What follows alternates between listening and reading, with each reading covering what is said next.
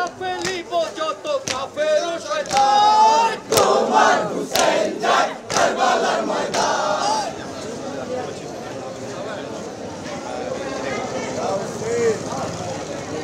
টিভিতে দেখা যাবে না একদম দেখা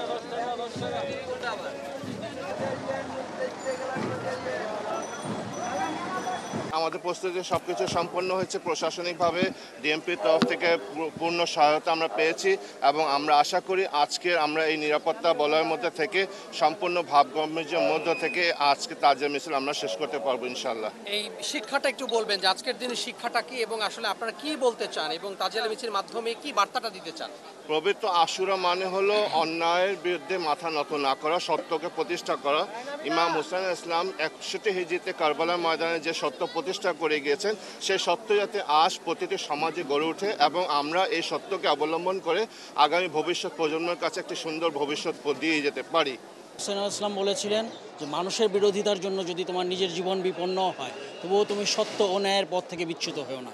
তো হযরত ইমাম হুসাইন ইসলামের এই 10ই মুহররমের যে কারবালার শহীদের এই শিক্ষা দেয় আমাদেরকে যে কখনো অন্যায়ের কাছে মাথা নত করা যাবে না, অন্যায়ের বিরুদ্ধে সবসময় প্রতিবাদ করতে হবে, তাতে আমার জীবনও চলে যাক না কেন। এবং 10ই মুহররমের এই শিক্ষা আমরা সমগ্র মুসলিম সম্প্রদায় শিয়া সুন্নি নির্বিশেষে আমরা এক এবং অভিন্ন শান্তিময় ইসলামী বিশ্ব কায়েম করতে পারি, আমাদেরকে 10ই মুহররম এই শিক্ষা দেয়।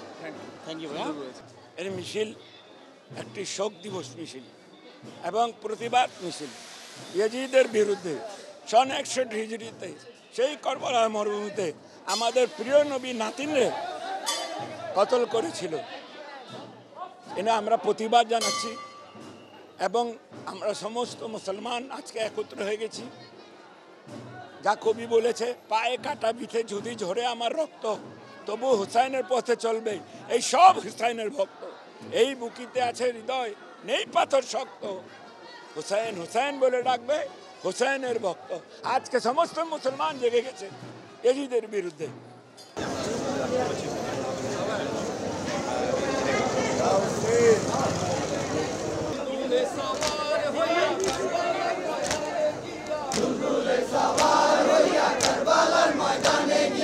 কাটিয়া ফেলিব যত কাফের ও শয়তান তোমার হুসাইন যায় কারবালার ময়দান আখেরি সালাম লো ওহে নানা জান তোমার হুসাইন যায় কারবালার ময়দান তোমার হুসাইন যায় কারবালার ময়দান কারবালার ময়দানে গিয়া গলা দিব কাটাইয়া কারবালার ময়দানে গিয়া গলা দেব কাটাইয়া আর না হইবে দেখা ওহে নানা জান তোমার হুসাইন যায় কারবালার ময়দান। আরে এক বেড আমি